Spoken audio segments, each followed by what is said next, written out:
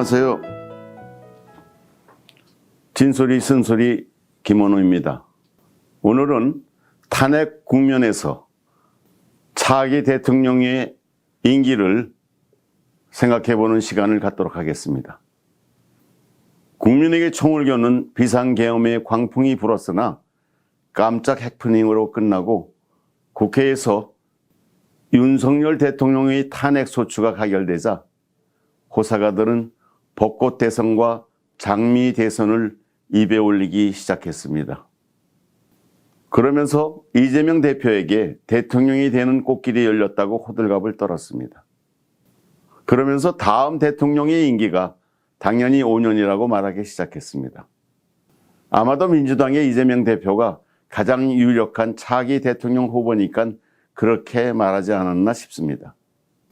사실 이재명 대표가 여론조사에서 압도적인 우위를 달리고 있으니까 그렇게 말하는 게 어쩌면 당연한지도 모르겠습니다.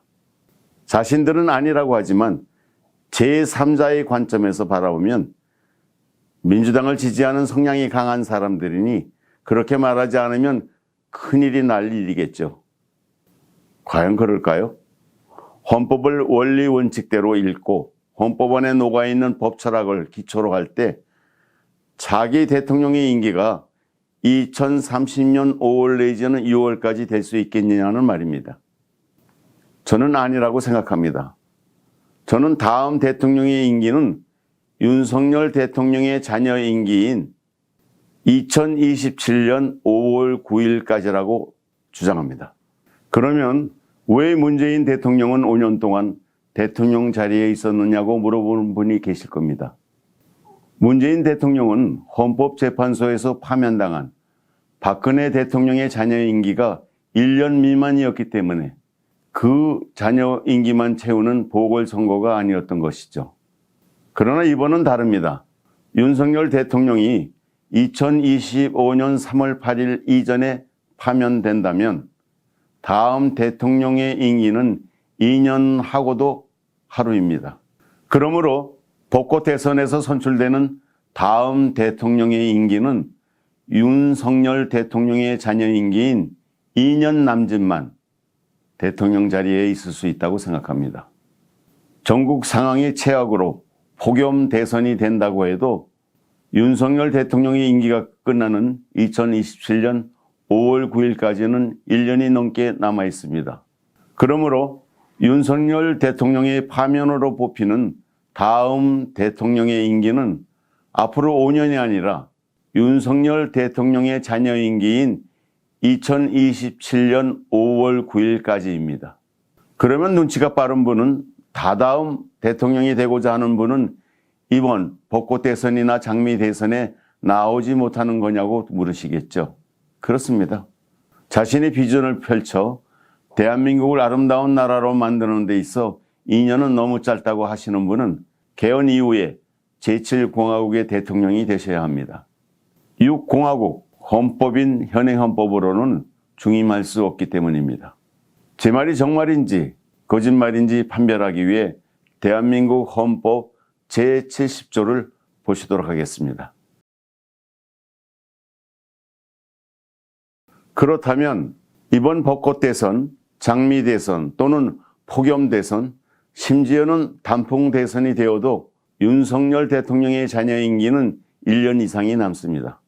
그러므로 차기 대통령 선거는 보궐선거의 성격을 갖는다는 것이 저의 생각입니다. 물론 저희 주장에 반대하시는 분도 계시리라 봅니다.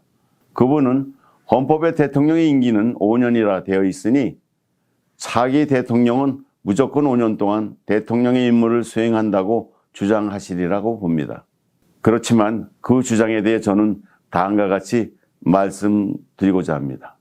국회의원이던 자치단체장이 그 직에서 고리되면 남은 임기를 따져 1년 이상이면 보궐선거를 시행해 자녀 임기를 채우도록 하고 1년 이하이면 보궐선거를 하지 않고 차순위 직급자가 직무대행 또는 권한대행으로 자녀 임기를 채우도록 하죠. 이거는 공직선거법에서만 그렇지 않습니다. 일반적으로 사기업이든 공기업이든 재단법인이든 사단법인이든 특수법인이든 그렇게 합니다. 그러므로 벚꽃 대선에서 뽑히든 장미 대선에서 뽑히든 폭염 대선에서 뽑히든 단풍 대선에서 뽑히든 차기 대통령은 윤석열 대통령의 자녀 임기 동안 대통령직에 있을 수 있다고 저는 생각합니다. 제가 이렇게 주장하면 어떤 분은 너무 비효율적이라고 주장하실지도 모르겠습니다. 그분은 2년 동안 대통령 선거를 2번씩이나 치르는 건 국력의 낭비라고 주장하시겠죠. 그러나 원칙을 지키는 것이 효율보다 더 중요하다고 저는 생각합니다. 우리나라가 지금처럼 혼돈을 겪는 가장 큰 이유는 원칙보다 효율을 더 중시하면서 속도전을 벌여왔기 때문이라고 생각합니다. 제가 이렇게 말하면 또 어떤 분은 2년 또는 1년 남짓한 시간 동안 무슨 일을 할 수 있지요? 하고 물으실 겁니다. 저는 그 기간에 개헌을 철저히 해서 제7공화국을 준비해야 한다고 생각합니다. 대통령 5년 단임제를 중심으로 하는 현행 6공화국 헌법은 민주적이지 못합니다. 지금의 우리 헌법은 1961년 5.16 쿠데타에 의한 군정 아래에서 1962년 12월 17일에 실시된 국민투표로 만들어진 헌법과 골격이 같습니다. 차이가 있다면 대통령의 임기가 5년 단임이고 헌법재판소가 있어 대통령을 비롯해 대법원장, 국무총리 그리고 각부 장관들의 탄핵을 심리하는 것 정도일 겁니다. 굳이 하나 더 차이를 찾는다면 헌법 119조 제2항을 들 수 있을 겁니다.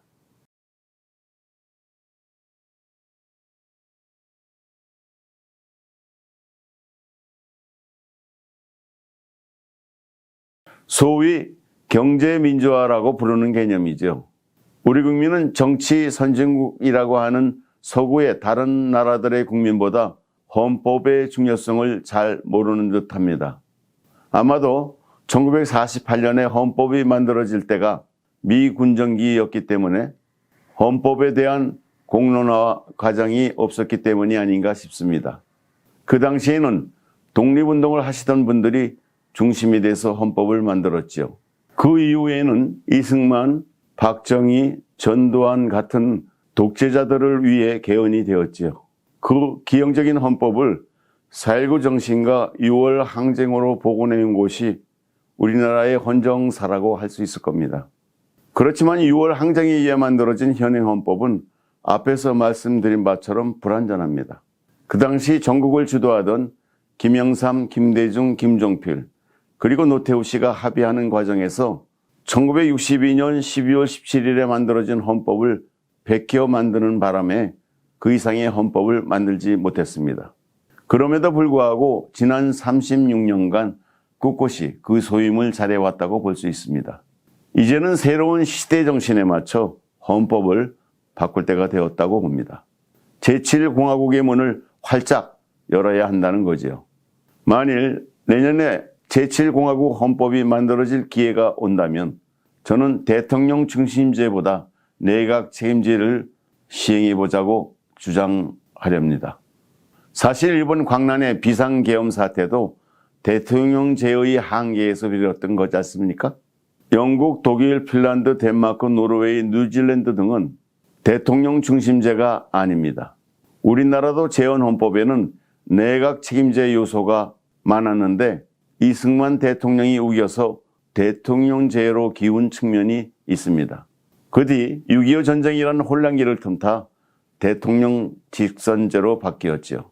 그리고 4.19 혁명에 의해 탄생한 제2공화국 헌법이 내각 책임제였는데 박정희 장군이 주축이 된 군부의 쿠데타로 다시 대통령 중심제로 돌아섰습니다.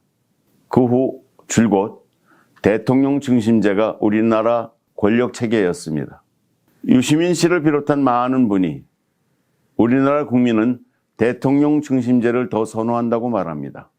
조중동을 비롯한 여타 언론에서도 그렇게 말합니다. 그러면서 나오는 말이 대통령은 내 손으로 뽑아야지입니다.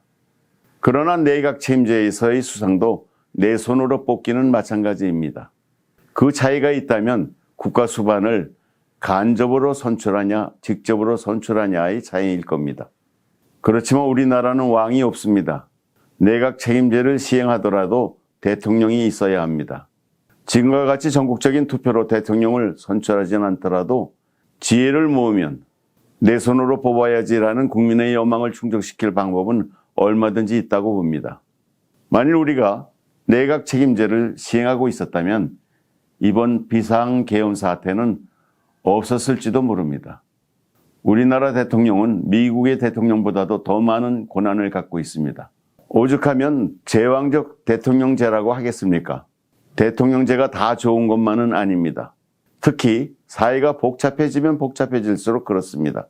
개발도상국일 때는 대통령제가 좋을지 모르겠으나 선진국으로 가면 갈수록 대통령제는 바람직하지 않은 모습을 나타냅니다.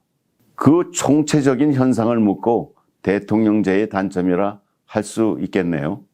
내각 책임제와 대통령제 이야기를 하다 보니 방송 시간이 길어졌습니다. 내각 책임제와 대통령제의 장단점은 다음 시간에 이어가도록 하겠습니다. CRTV 시청자 여러분, 감사합니다. 구독, 좋아요, 알람 설정은 CRTV 제작에 큰 힘이 됩니다.